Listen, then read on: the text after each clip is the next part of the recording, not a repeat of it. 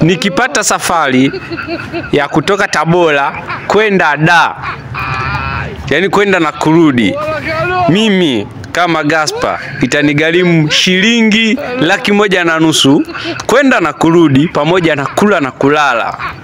Yani safari ya fast labda na kikao Dar. Lakini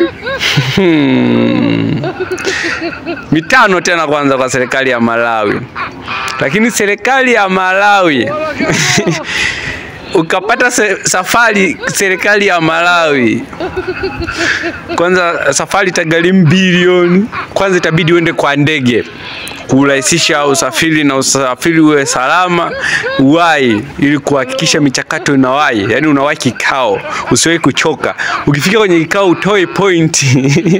Lazima uende kwa ndege kwanza. Huku Malawi sisi tuna enjoy.